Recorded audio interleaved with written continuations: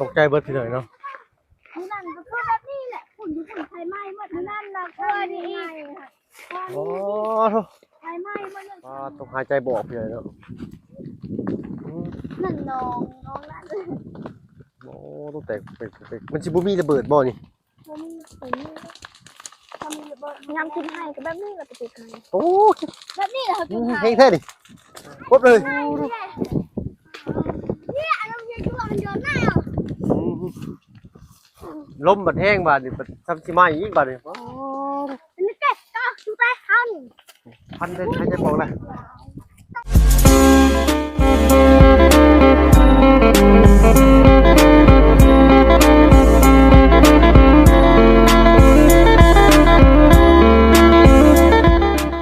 จะพากันไปใช้ดิโดยสบายดีนึงเนาะเต็มหมดเลยพี่เลยเนาะเพิ่งเอาไฟใหม่อยู่ในโรงงานเบิดพี่เลยเนาะเอาไปเบิ่งดูกันไอ้น้องก็มีมาเลย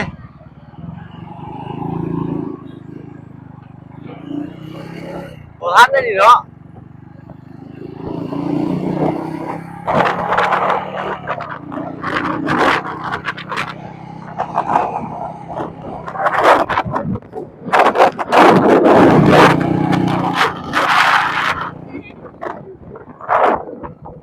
นี่บ่รับดูน้องจากบนไม้โอ้ยโอ้ย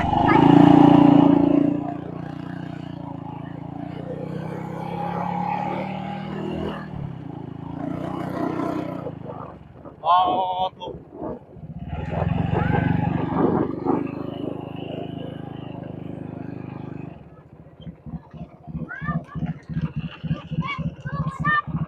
คือตอนนั้นเลยคือตอนนั้นแบบนี้แหละเราเห็ดคือแบบเราอยากมาน้ำไปแปลวล่ะอันเช้าดอกแค่ก็อย่าเข้าไปใกล้ได้สบายดีปะลุงเลย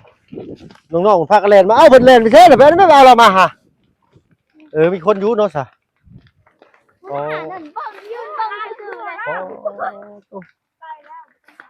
เพิ่นบ่ให้บ่มาถ่ายดิบ่แล้วเห็นบ่ตกใจเบิดพี่หน่อยเนาะนั่นก็คือแบบนี้แหละฝุ่นที่ฝุ่นไฟไหม้หมดนั่นนะก็นี่ค่ะโอ้ไฟไหม้หมดเลยทางงานใส่เป็นน้องสะพี่หน่อยนี่เราจูดไปเลยเนาะโคตรโพจูดอึดแบบนี้แหละ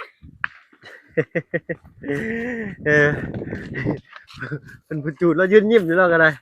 หักอันนี้เลยแบบนี้รอดท้องเชื่อแล้วท้องเชื่อเลยว่าเราจูดนี่เราจูดแล้วเกินลุงน้องมาดับไฟบัดนี่ว้าวเนาะไฟใหม่จะทั้งหนึ่งเอาน้ำกับมันกระบอกลูกไข่บอลูกเลยโอ้ใครจะชิออกบ่นี่หาตายได้ดิค่ะหาตายบอกไว้ก่อนดิโอ้เตะผ่าเนี่ยจับมันได้โอ้ทุกคนพ้นน้อง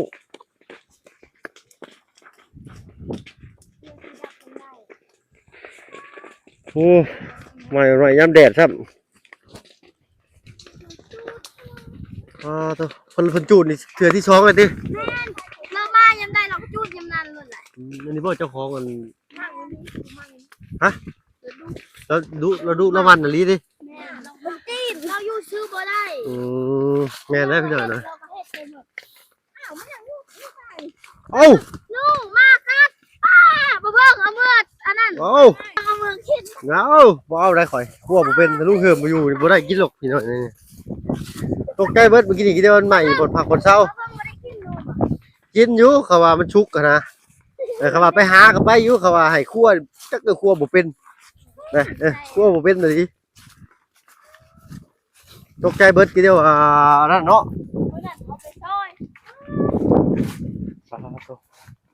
เฝ้าแลนมากพี่หน่อยเนาะโอ้ยจะเป็นคนอยู่สื่อเป็นนี้แล้วก็คนใจดีเลยพี่น้องจะเบิ่งเนาะแล้วว่าอะไรจุดแล้วว่าบ่เป็นยังติอันนั้นพังแล้วมันอันนั้นไฟไหม้มัน ไปใหม่ทางอันน้ำเพิ่นอันนี้อะไร ลูกมาลงเป็นตักเราเลี้ยงมาจนใหญ่จนตุ้ยแล้วเอาใส่หัวให้มาพอเราเลี้ยงว่ามาออกลูกเจ็ดโตนะเราดีใจเลย เนาะเพิ่นก็เป็นคน ขาเรายังยืนไปยืนมาขาไก่ยังให้มากินมาเป็นไทย แล้วขี่รถยังมานะขี่รถเมล์มา ไข่ยังเราไปมาเนี่ยเราอยู่ต้นเป็นเดือน2 เดือน อ๋อเราไปอยู่ไสตอนเนี้ยเราพักอยู่ไสตอน แต่ นี้ กลางคืนน่ะเราไปนอนอยู่บ้านพัก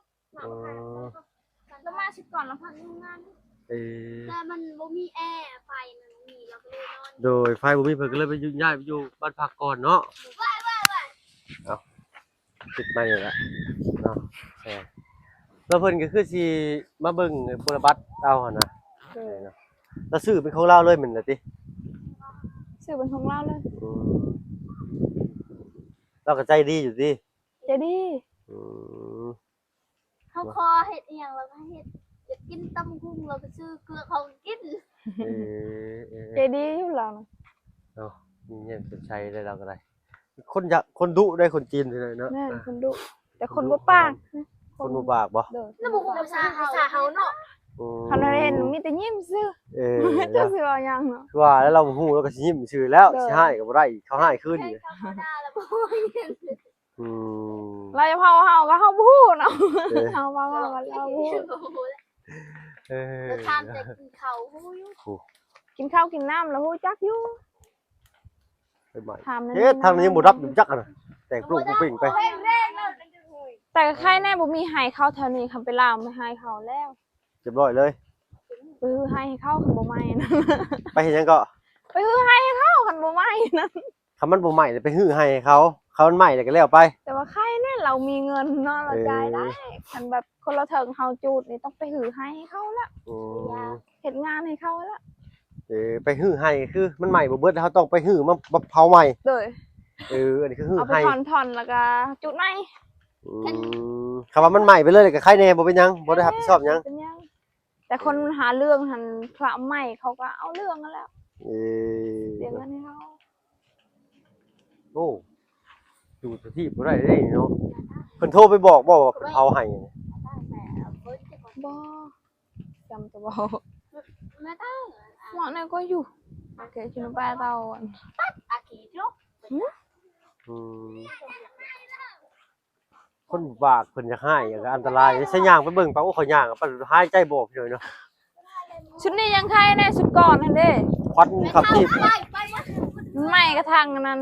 ยังอีกได้ยังมากินอีกบัดนี้นี่ ไฟลุกเลย กินน้ำบ่ โอ้โธ่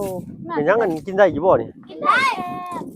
อ้าวน้ำใหม่นี่เขากินแหละ มาไม่นี่เขาต้มมันแซ่บเลยมันเป็นส้มๆเลย หน่อไม้นั่นนี่ ก็ได้ หน่อไม้นั่นนี่ กินลองเบิ่ง กินบ่ ใช้ลองดูน่ะ ปอกแซ่บไปด้วยไปเลย กินแล้วบ่นี่ มาสิปอกหาอาจารย์บ่แม่นอันนั้นบ่แซ่บ แซ่บเลย เจ๊จานน่ะ เบิ่ง เต้ากันได้ โอ้ขมสม กินกับจำเจียวแซ่บเลยกิน จับเดี กิ ยวน บ่ อันนี้ก็คมกินอ่อนนี่เนาะ กินนี่ก็ขมแล้วอะ บ่จะคม ใช่ จะกัดเลยนะ อืม เขา มัน ใส่ เป็นหญ้านี่ นี่แบบนี้แซ่บบ่เพิ่น มันบ่เมาอ่ะ บ่พอชอบ ก็ถ้าจี้ร้อยเนาะนี่พวกเราจะไปกินอยู่ ไม่ได้หรอว้าว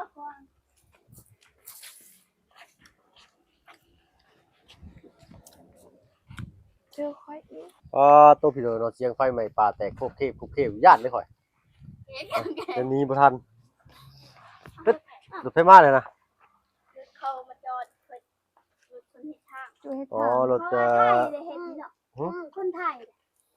เปล่ามันจะมังแต่เรา โครงการเพิ่นว่าคนไทยคนอีสานมาได้เนาะเพราะว่าคนสกลนครก็มีมื้อก่อนนั้นนางกี้ขาวกับลุงเฮิมเห็นรถสกลนครมาจ้ะ เขาให้ด้านเนี่ย ได้เก็บเงินได้เก็บเงินค่าผ่านทางไปหน่อยเนาะใช้ย่างขึ้นไปเบิ่งอยู่ว่าไปใช้แต่มันไฟใหม่ได้หั่น ใช้น้องก็มีป่ะไปเบิ่งได้ป่ะ ก็คุยรัก ตัวพี่ไหนเนาะตื่นเบิดข่อยก็ได้ไฟไหม้โรงงานว่ะพากันแล่นมาเพราะว่าแต่ครบเคียบอยู่อุ้ยเนาะ คลิปคือห้องเจ้าเนี่ยแล้วก็เอาท้าย มีมันสั่นแล้วก็มันคลิปไม่จ้อนตัว อ่ะ อะไรเดี๋ยว บัดยามหนุกรู้ได้มันนี้ใช่เนาะ คลิปก็มีขึ้นคลิปอยู่บ่ ตัวญาติเลยเนาะลมแห้งช่ำบัด เนี่ยจะว้า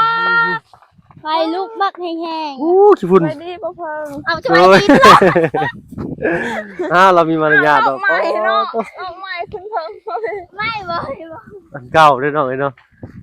โอ้ตัวเมาควันนี่ต้องใช้ดอกตรงนี้เราเมาควันบ่าวเจ้าเด้เราดึงออกเราจะมันลามแม่นเฮ็ดลมมุนต้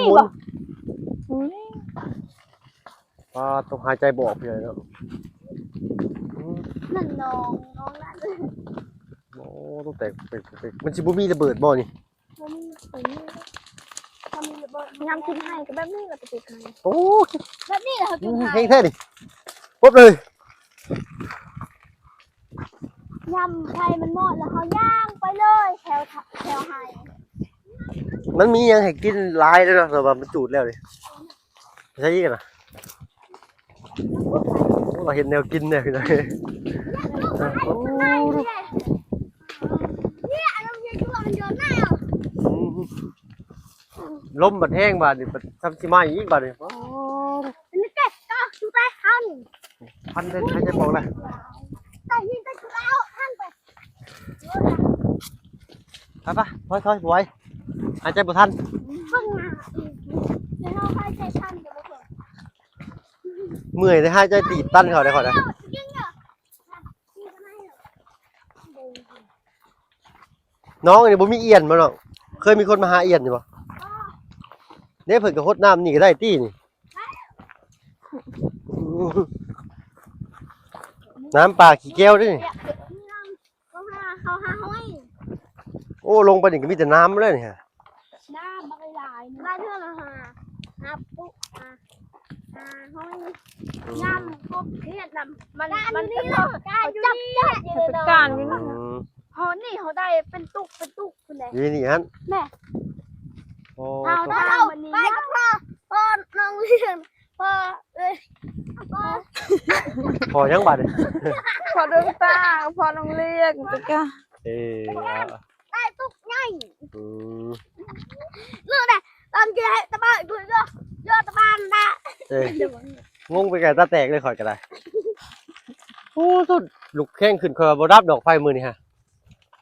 ตอนแรก ข่อยว่าบ่รับเลยสิได้บัดนี่ มือนี่อันนั้นต่อกันอันนั้นต่อเลือดต่อโอ้ยน่ารัก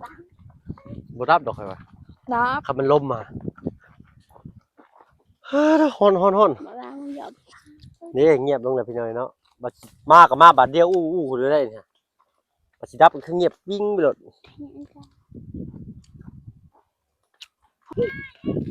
บ่แห้งๆขึ้นมันเห็นได้บาดนี่สิลมมาแห้งๆครับพอน้องก็มีเห็นได้มันสิหยุดบาดนี่ ตอนแรกมันก็ยุด